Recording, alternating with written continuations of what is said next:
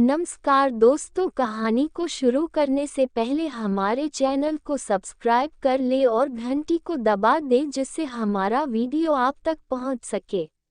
आज तो संजना अपने ससुर जी को देखकर चौंक ही गई। जैसे ही वो कमरे से उठकर बाहर आई तो उसे अपने सामने अपने ससुर जी दिखे। उन्हें देखकर संजना की तो आंखें फटी की फटी रह गई। कुछ देर के लिए तो वो उन्हें घूरती रही क्योंकि उसे यकीन ही नहीं हो रहा था कि उसके सामने उसके ससुर जी खड़े हैं। वो अपने मन ही मन सोचने लगी, काश मेरा पति भी ऐसा ही होता तो कितना अच्छा होता। सासू माँ कितनी किस्मत वाली है। तभी उसे अपने पति रोहन पर गुस्सा आने लगा। कमरे में झांक कर देखा तो रोहन खर्राटे मारकर सो रहा था। सुबह सुबह ही संजना का मूड खराब हो गया, लेकिन इसके बाद भी वह अपने काम में लग गई। ऑफिस जाने से आधे घंटे पहले रोहन उठा और रोज की तरह आनन फानन में तैयार हुआ और बिना नाश्ता किए ही चला गया। अब तो संजना रोहन को सबक सिखाने की ठान ली। फिर उसने सोचा कि प्यार से समझाने का असर कभी हुआ नहीं, लेकिन अब बताने या गुस्से का भी कोई फायदा नहीं होने वाला। मेरे पति बहुत ढीले किस्म के इंसान हैं, इसलिए उन्हें अलग तरह से समझाना पड़ेगा। उस दिन जब रोहन बिना नाश्ता किया घर से निकल गया तो हमेशा की तरह संजना ने गुस्सा नहीं किया, क्योंकि उसके दिमाग में तो सिर्फ उसके ससुर जी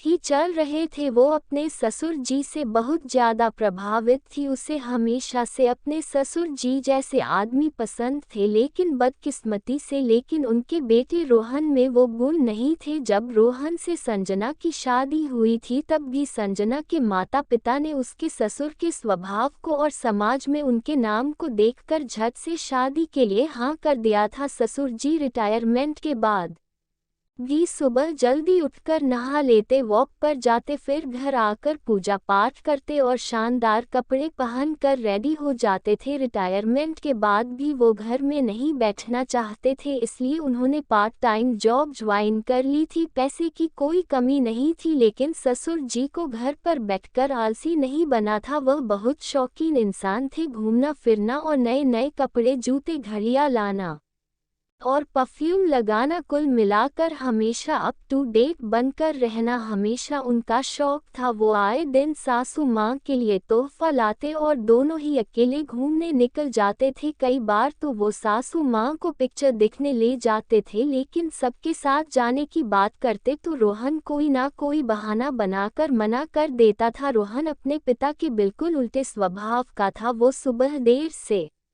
उठता, जल्दी जल्दी नहा धोकर भूख प्यास ऑफिस जाता और थका हारा जब शाम को घर आता तो बैठकर टीवी देखता और फिर संजना कुछ बोल देती तो थोड़ा चिड़चिड़ करके सो जाता। संजना तो अपने पति के स्वभाव से परेशान ही हो गई थी। आखिर उसकी शादी को 2 साल पूरे हो गए थे, लेकिन रोहन के कोटी के कारण कोई बच्चा भी नहीं हुआ था। अब यही तो वक्त था जब दोनों पति पत्नी एक दूसरे के साथ खुलकर जी सकते थे, घूम फिर सकते थे। कभी कभी तो संजना सोचती कि मुझे ज़्यादा तो ससुर जी और सासू माँ घूमते हैं। एक मेरे पति हैं जिन्हें छुट्टी के दिन भी बिस्तर नजर आता है और वो भी बस अकेले सोने के लिए, और एक मेरे ससुर जी हैं जो रोहन के स्वभाव से घर के सभी लोग परेशान थे, लेकिन अब कोई भी उसे कुछ नहीं कहता था क्योंकि सब मान चुके थे कि वो सिर्फ अपनी नौकरी करेगा और घर आकर सो जाएगा। उत्साह के नाम पर उसके जीवन में बस टीवी देखना ही है, इसलिए संजना को बहुत मलाल होता जब वह अपने ससुर जी को देखती। एक दिन जब संजना सोकर उठी तो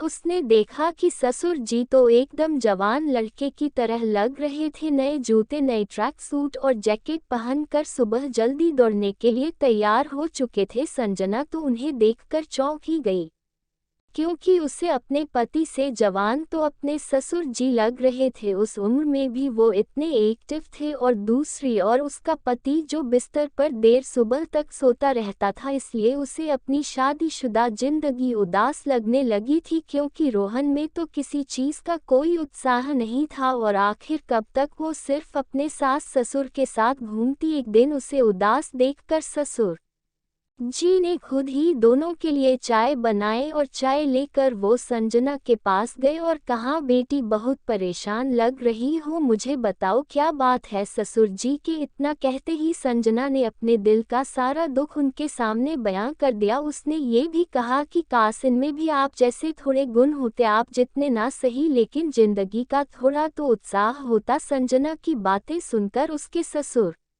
जी के दिमाग में एक तरकीब सूझी और उन्होंने संजना को कहा कि अब से जैसा मैं कहूँ वैसा ही करना। कल सुबह 5 बजे तुम ट्रैक सूट पहन कर रेडी हो जाना, हम दोनों साथ में मॉर्निंग वॉक पर जाएंगे। संजना कुछ समझ नहीं पाई पर उसने अपने ससुर जी की बात मान ली। अब से दोनों ससुर बहू साथ में वॉक पर जाने लगे। जब रोहन को ये बात पता चली तो वह थोड़ा आश्चर्यचकित हो गया। उसने संजना को टोका और कहा कि इस तरह ट्रैक सूट पहनकर अपने ही ससुर के साथ वॉक पर जाने में तुम्हें थोड़ा अजीब नहीं लगता? तू संजना ने भी कटाक्ष स्वर में कहा, जब मेरे पति को ही फुर्सत नहीं तो ससुर जी के साथ ही जाना पड़ेगा। कुछ समय के बाद संजना अपने ससुर जी और सासू माँ के साथ घूमने फिरने लगी, पिक्चर भी जाने लगी। इधर रोहन को कोई पूछता भी नहीं कि वह साथ चलेगा भी या नहीं। अब रोहन को ये सब धीरे धीरे बुरा लगने लगा। फिर एक दिन उसने संजना से कहा कि लगता है कि अब तो तुम्हें मेरी जरूरत नहीं है। संजना ने भी प्यार से ताना देते हुए कहा, अगर आपके भरोसे रहूंगी तो मेरी जिंदगी भी आप जैसी ही उदास हो जाएगी, इसलिए अब मैंने अकेले ही एंजॉय करना सीख लिया है। लेकिन रोहन को यह जवाब अखर गया। अब तो छुट्टी के दिन भी रोहन अकेला ही घर